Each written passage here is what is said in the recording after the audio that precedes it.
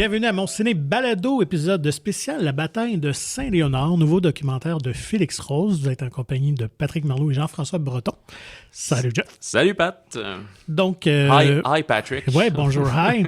Alors, écoute, on a eu le bonheur de s'entretenir avec Félix Rose qui nous avait donné un documentaire très percutant sur sa famille. Ouais, les Roses ouais. qui étaient impliqués dans la crise d'octobre à l'époque. Puis c'est aussi que le docu Les Roses, quand il est sorti en 2021, je pense, de mémoire, a eu vraiment un gros succès. Je pense que c'est à ce jour le plus gros succès de l'ONF au cinéma. Là, je dis quand une même, mémoire, là, je pense que je le mentionne avec lui, mais moi, je pense que c'était ça. Fait que là, il reste dans le domaine du politique. Moi qui s'intéresse quand même beaucoup à l'histoire, je ne connaissais pas ce pan de notre histoire à nous, québécoises.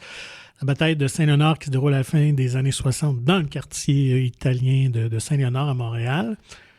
Ouais, puis ce qui est bien, c'est que peut-être vous dites « Ah, ça a l'air d'un film montréalo-centriste et tout », c'est comme, ben, oui, je veux bien admettre que physiquement, ça se passait à Montréal, mais c'est ce qui a mené à la loi 101, qui est sur l'application et le respect de la langue française-canadienne au Québec. Fait que c'est un point tournant qui s'adresse à tout le Québec, puis qu'il y a des questions éthiques et sociales qui sont encore d'usage aujourd'hui. Ah oui, parce que tout était question d'intégration de l'immigration et tout ça. Donc, et on va suivre donc en parallèle, c'est Raymond Lemieux qui était à la tête de ce mouvement-là, d'avoir que des écoles francophones, finalement, que les nouveaux immigrants, avec leurs enfants aillent dans les écoles francophones, l'enseignement en français. Et je sais pas, c'était-tu Robert Baronet ou Mario Baronet, qui était un entrepreneur italien qui lui, justement, plaidait pour le choix, finalement, le libre choix des immigrants. Fait que double récit parallèle, on voit la répercussion aussi du militantisme chez les membres de ces familles-là aussi, quand même, que ça a des impacts. Fait que, quand même, un documentaire très intéressant qui est quand même assez dense, là. Il y a beaucoup d'éléments, mais je trouve qu'il est vraiment quand même bien monté, très accessible. Et on va en discuter avec Félix dans quelques instants, mais un gros travail de recherche d'archives pour appuyer visuellement le film puis rendre ça très dynamique. Fait que peut-être vous nous écoutez après avoir vu le film. Félix en discute davantage sur le processus, surtout, il est super intéressant. Il connaît bien son sujet et tout. Puis peut-être que vous écoutez l'épisode avant de voir le film, il n'y a pas vraiment de divulgateur étant un documentaire historique, là. Fait que j'espère que ça va vous convaincre d'aller voir ce film-là et de le voir au cinéma. On le mentionne à la fin de l'entrevue, mais c'est vraiment un bel habillage sonore, visuel. On a tendance des fois à dire « si le film a coûté 200 millions de dollars, là, je vais aller le voir au cinéma, sinon m'attendre, me l'écouter chez nous. » Mais ça se vit très bien, puis c'est un film qui ouvre à la discussion. Fait que moi, je trouve ça parfait, une sortie cinéma, de pouvoir jaser. C'est ça, si vous avez une date, là, mettons que vous êtes très intense d'aller voir Bataille Saint-Léonard en date, allez voir le film avant de souper, comme ça, vous allez pouvoir jaser. Peut-être vous chicaner, puis peut-être tout de suite, vous allez savoir si c'est un fit ou pas, là, selon votre idée de tout ça. Fait que, sans plus tarder, notre entretien avec Félix Rose et la bataille de Saint-Léonard prend l'affiche le 11 octobre dans tous les cinémas, j'espère, du Québec. C'est avec grand bonheur qu'on accueille le scénariste et réalisateur et même coproducteur du documentaire La bataille de Saint-Léonard, Félix Rose. Bonjour Félix. Oui, bonjour. Merci de m'accueillir ici au CLAP. Merci de passer dans le balado. Ouais, de passer à Québec. Belle Moi, j'aime ville. ça à Québec. Moi, je viens souvent à Québec. C'est la deuxième fois que je présente le film à Québec. Oui, c'est vrai. C'est ça, vrai. tu as présenté au Festival de cinéma de la ville de Québec. Exact. C'était la première mondiale. Première mondiale. Moi, tu sais, souvent, les premières, c'est à Montréal. Moi, Ouais. j'ai une conception différente. Je fais des films québécois, pour les Québécois. Il n'y a pas juste Montréal dans la vie. J'aime Montréal, je viens de Montréal. Mais la bataille de Saint-Léonard, même si Saint-Léonard est identifié à Montréal, ça reste que le débat, on pourra en parler, se transpose à Québec. Québec est un personnage du film. Puis vu qu'il y a beaucoup d'éléments politiques, je trouvais ça vraiment pertinent d'ouvrir à Québec. Puis là, après, on a amorcé une tournée régionale. T'sais. Avant de le présenter à Montréal, on le présente à Percé, je reviens du Saguenay, on le présente demain à Trois-Rivières, pour montrer que c'est pas juste les grandes villes qui devraient avoir accès au documentaire. Ouais, c'est ça. Puis c'est pas juste un sujet montréalo-centriste, comme Vraiment on dit. pas, parce que Saint-Léonard, ça commence avec une guerre de clochers. Les Italiens arrivent au Québec, puis ils réalisent, pour avoir accès au meilleur job, il faut que tu parles anglais. Puis il décide, il demande à Là, on est dans Saint-Léonard. les années 60, Exact, à peu c'est près. OK. 67, 68. Mais tu sais, ils construisent une ville. Mario Baroni, un entrepreneur, construit Saint-Léonard. Puis là, il y a beaucoup d'Italiens qui y vont. Puis eux, ils demandent une école bilingue. Puis les francophones qui y vont réalisent que leurs enfants, ils reviennent anglicisés. Parce que les écoles bilingues, c'est pas mal plus l'anglais que le français. Puis là, ça crée une espèce de chicane qui fait que, OK, il y a une élection scolaire. Les francophones gagnent. C'est la première fois qu'il y a une élection scolaire, une élection qui décide ça va être quoi la langue d'enseignement. Puis là, les Italiens sont pas contents. Donc là, ça a créé une espèce, ça part de là, mais après, ça devient un débat national parce que là, le gouvernement de l'époque dit OK, on va régler ça vite. Tout le monde peut décider la langue d'enseignement. Le libre choix. C'est réglé. Mais là, les francophones ne sont pas contents parce qu'eux, ils se sentent menacés. Ils disent mais là, si les nouveaux arrivants ils parlent juste l'anglais, c'est notre langue, notre culture qui est en danger. Donc, le Québec devient à feu et à sang, puis là, ça va dans la ville de Québec. Puis il y a des émeutes à Québec. Il y a eu une célèbre émeute à Québec qui est le Bill 63. Puis là, les Italiens, eux, comme je te dis, ils n'étaient pas de mauvaise foi. Eux, c'était pas contre le français. Et eux, ils pensent le meilleur pour leurs enfants. Donc là, ils se ramassent comme instrumentalisés là-dedans. Ouais. Parce que là, les francophones, tu sais, ça devient le bouc émissaire de cette crise-là. Puis ça a créé des tensions, ça a pris des années, une cicatrice, puis ça a pris des années à guérir, tu sais.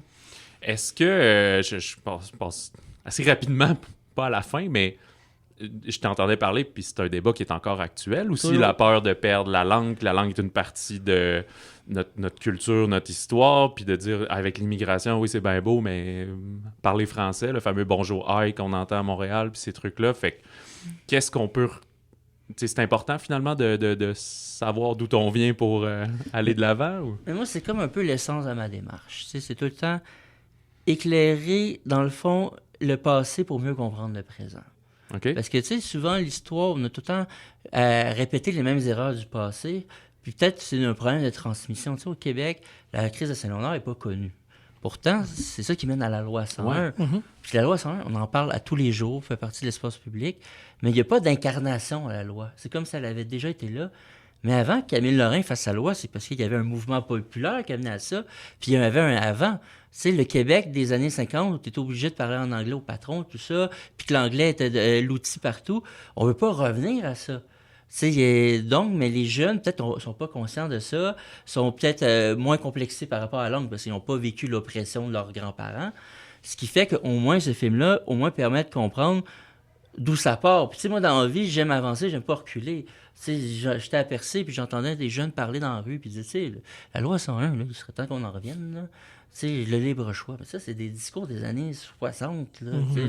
Je veux dire, la loi 101 a contribué à ce que les Québécois, tu sais, soient fiers de leur langue, est enseignée. Tu sais, c'est une loi très importante, mais elle manquait de contexte, puis c'est ça que j'espère espérer amener avec le film, puis amener un dialogue, tu sais, au débat actuel, tu sais. Non. Ah, j'allais dire, Vas-y. qu'est-ce qu'elle précise exactement la loi 101 qu'on l'utilise Mais la beaucoup loi dans la 101, francophonie? Mais... C'est bon, la langue officielle du Québec, c'est le français, c'est clair, mais c'est la langue d'enseignement, c'est le français. OK. Donc, les nouveaux arrivants doivent s'instruire leurs enfants en français, sauf les gens, la communauté historique anglophone qui, lui, peut continuer à envoyer leurs enfants à l'école anglaise. Ça, qu'est-ce qui est fait, c'est que vu qu'à l'époque, les nouveaux arrivants avaient plus tendance à aller vers l'anglais que le français, ça fait que tous les gens qui arrivaient ici utilisaient la langue de la majorité, apprenaient dans la langue de la majorité, qui était le français. OK. Moi, je vais juste revenir au point de départ de tout ça. C'était quoi, justement, ce point de départ-là, de vouloir t'attaquer à ce sujet-là et d'en faire un documentaire? Mais moi, quand j'ai fait Les Roses, je suis devenu un peu obsédé par mon histoire familiale. Très intéressante quand même. Ouais. Puis mon père, lui, avait manifesté à Saint-Léonard dans ces années-là. Puis là, tu sais, moi, je chapitrais Les Roses. C'était la maison du pêcheur, le lundi de la Marac. Mais quand je suis allé à Saint-Léonard, j'ai vu à quel point c'est un événement compliqué, complexe, important, mais méconnu. Je me dis, je peux pas en faire un chapitre, là. Ça, c'est un film. C'est vraiment un film. Puis là, j'ai rencontré pour ma recherche Raymond Lemieux, qui était le porte-parole des francophones.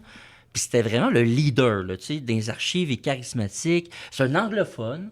Ouais. Le gars, c'est un anglophone qui est devenu francophile parce que son père, c'est un franco-américain. Sa mère, c'est une Irlandaise. Il est élevé en anglais, mais il tombe en amour avec le français. Pourquoi? Parce que quand il va travailler dans les shops, il réalise que le français est un peu la langue des dominés. Puis il trouve qu'il y a une injustice, puis il s'attache à la culture québécoise et française.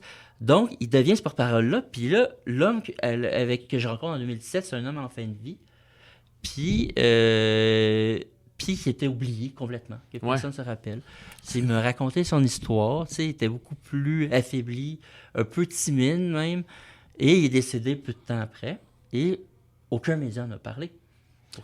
Pourtant, c'est un personnage central à la loi 101, parce que Camille Lorrain a fait la loi, mais lui puis son mouvement ont labouré la terre. La réflexion s'est vraiment faite par rapport à la langue d'enseignement à Saint-Léonard. Donc moi, c'est vraiment... je trouve que c'est une injustice, parce que ce gars-là a souffert. Comme on peut voir dans le film, c'est un pacifique, mais lors qu'il y a une grosse émeute, il y a une émeute là, à feu et à sang, les Italiens, les francophones se battent à Saint-Léonard, en coup de batte de baseball, en coup de brique. Ça fait le tour du monde. On arrête Raymond Lemieux, puis on l'accuse de sédition. Sédition, c'est quoi? Vouloir renverser le gouvernement. Complètement absurde, mais avec ça, on veut le briser. Donc, on le brise économiquement, on le brise, il peut plus travailler, ça brise sa famille aussi. Donc, ils ont fini par l'avoir, puis il s'en est jamais remis. Puis c'est pour ça qu'il s'est retiré publiquement, puis on l'a oublié. Donc, moi, je veux le ramener dans l'espace public. C'est un personnage important pour moi.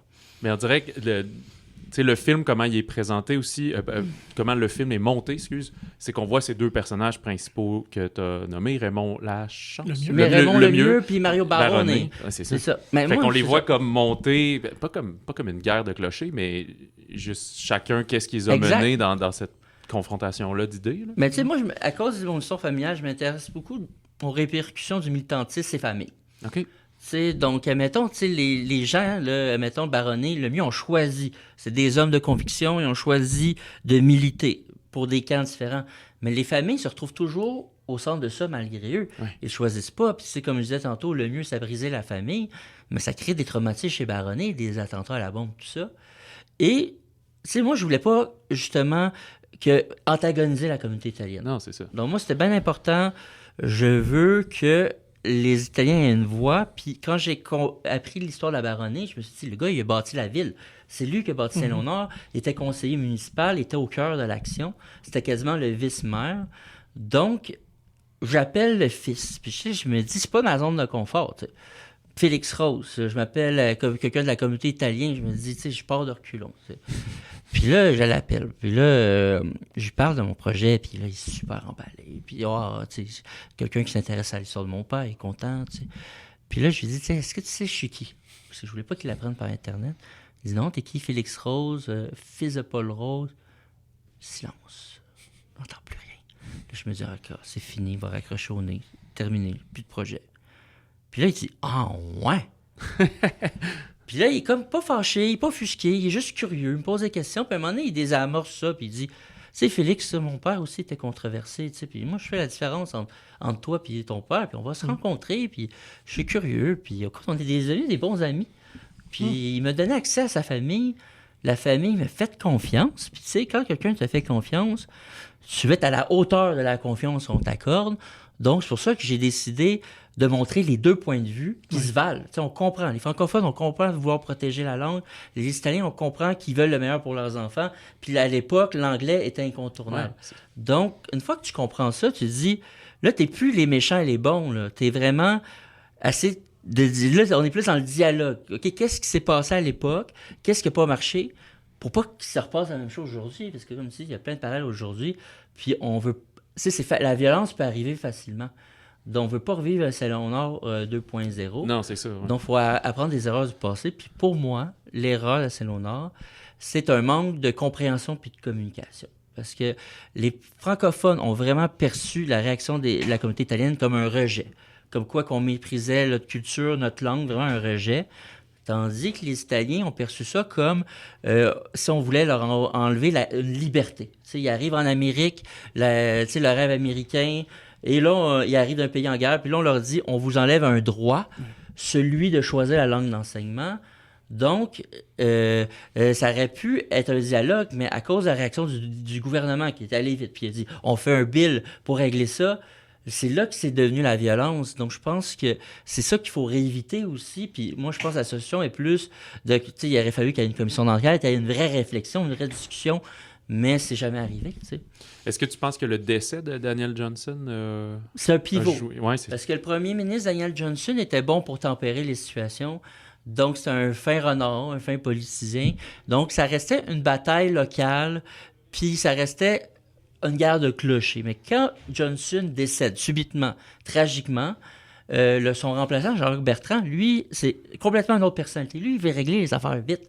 Puis c'est lui qui fait que la crise locale devient une crise nationale, parce qu'en voulant aller vite, puis voulant dire le libre choix, la liberté, les nouveaux arrivants devraient choisir la langue, ça l'a offusqué beaucoup de Canadiens français, ça a amené à sa défaite électorale. Et c'est là que c'est le revirement, vraiment. C'est vraiment le revirement. Ce que je trouve intéressant, il y a beaucoup d'images, d'archives dans ton documentaire. Est-ce que c'est long aller chercher tout ça? Combien de temps qu'on fait des recherches? 7 ans. 7 Wow. ans. Quand j'ai commencé ma première entrevue avec le...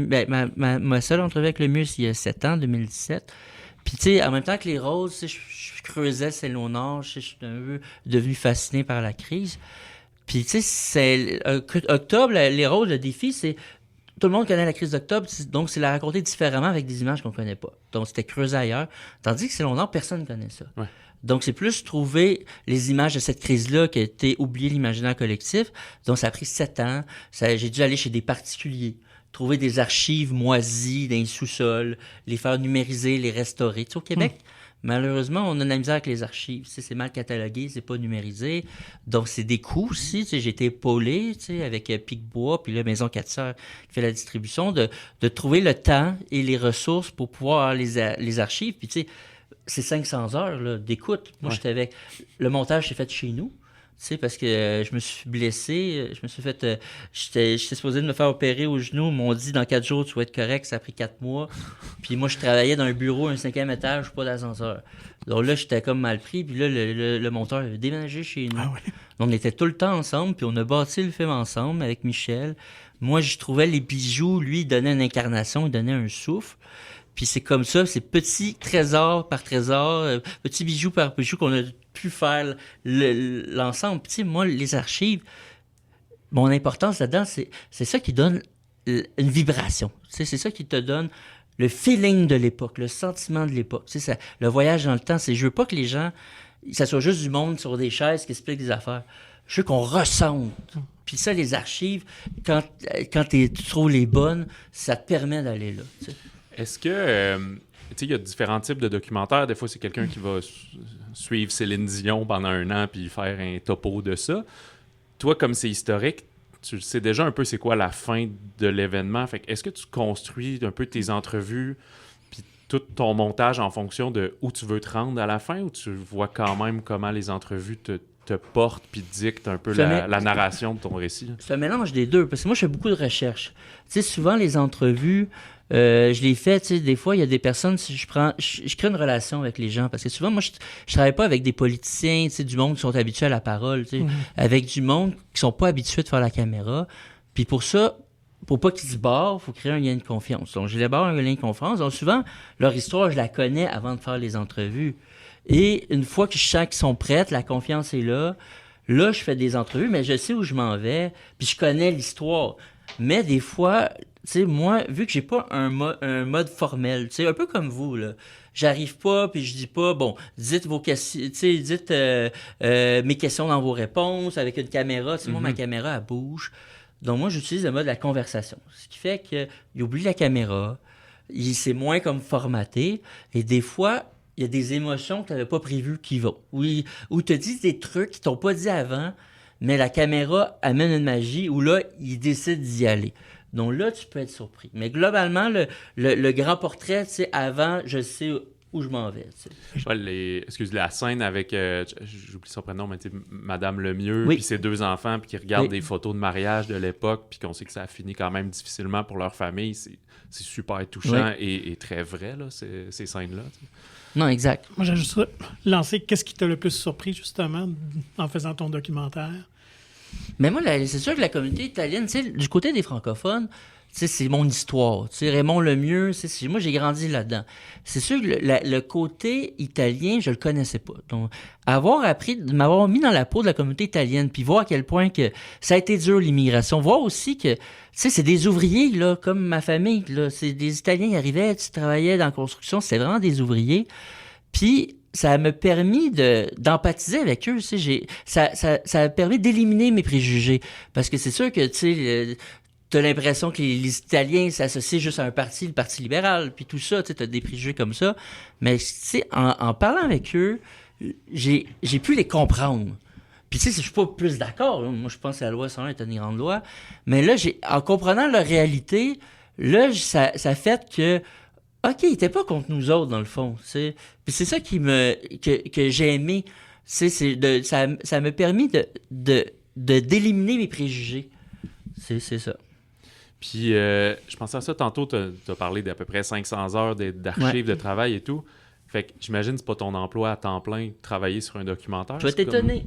Moi, avec les subventions puis tout. Ben moi, je fais de la télé aussi. Hein? OK. Donc, moi, je reste dans le documentaire, mais moi, la façon que je fonctionne, c'est je fais une série télé, documentaire et un film en même temps. C'est sûr, en télé, c'est un revenu plus intéressant que du documentaire.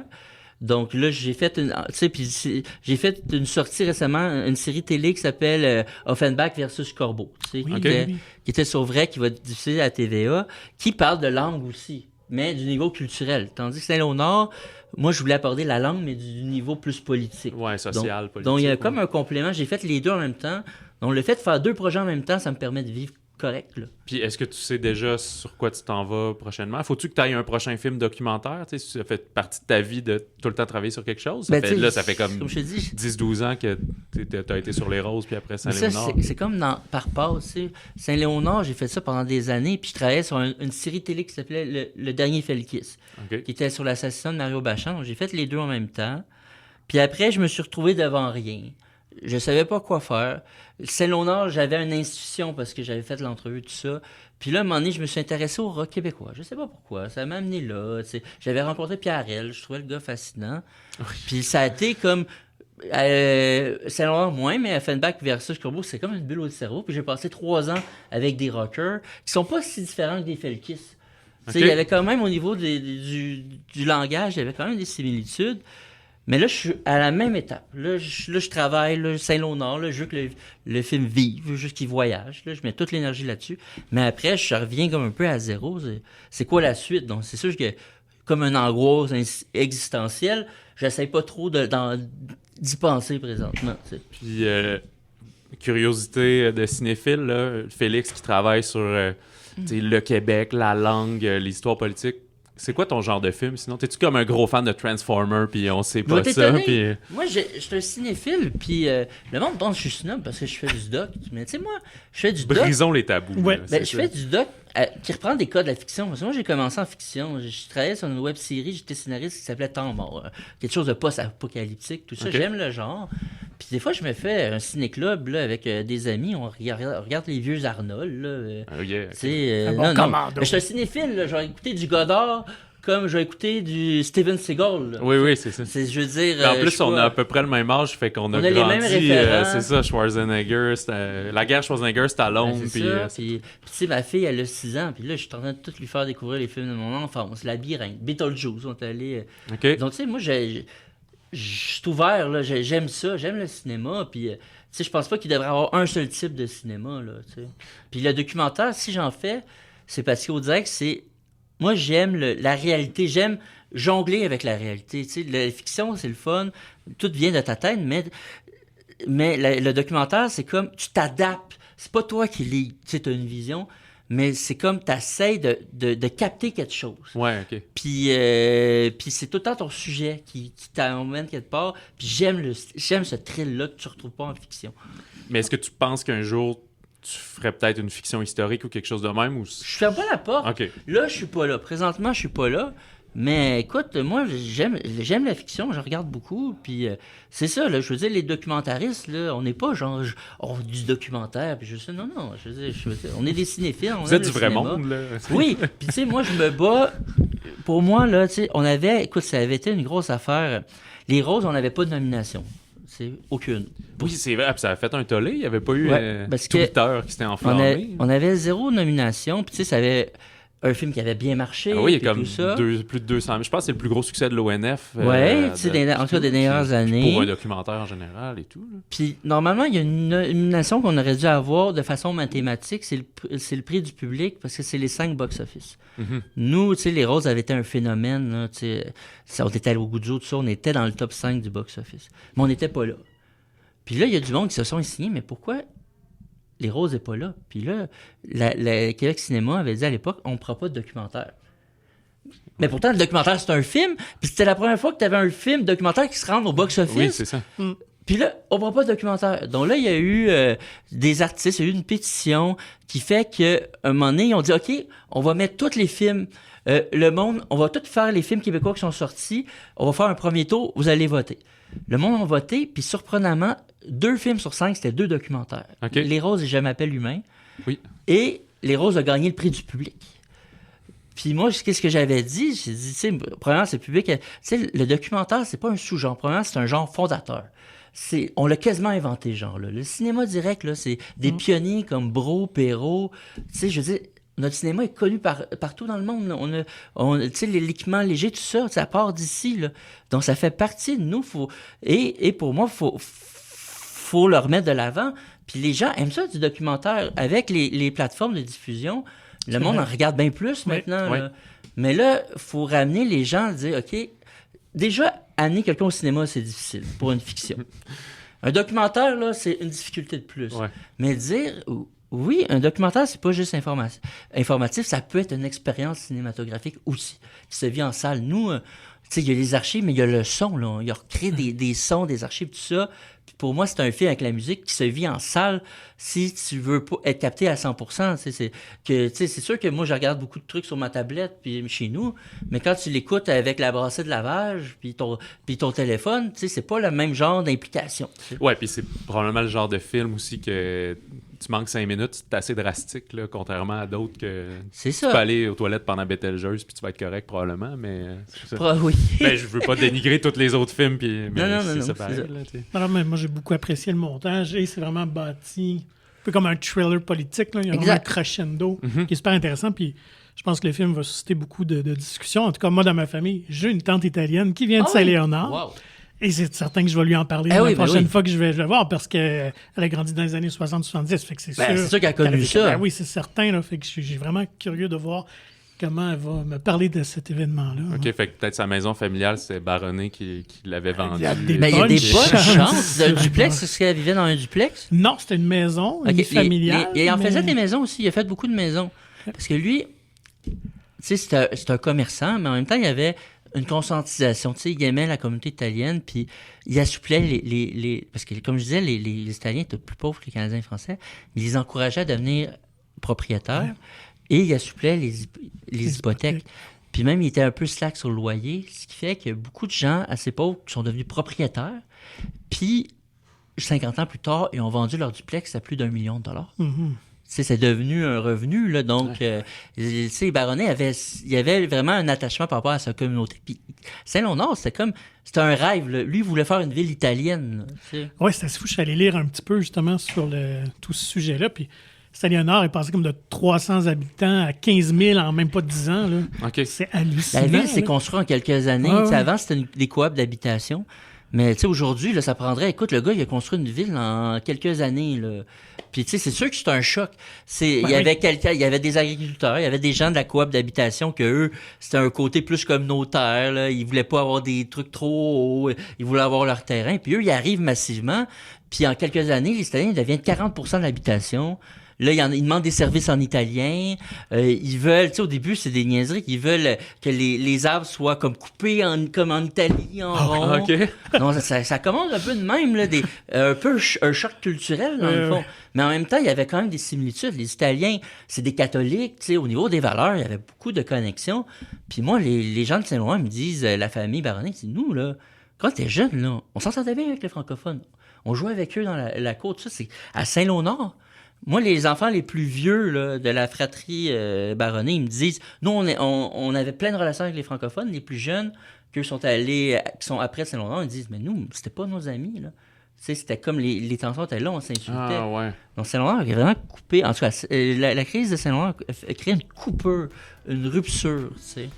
Fait que, voilà. Merci beaucoup, Ouais. Félix, pour ton temps. Merci pour ton film. Puis, Merci on à vous. invite tout le monde à aller voir La bataille de Saint-Léonard dans votre cinéma. Puis si votre cinéma ne l'offre pas, dites-leur de le booker.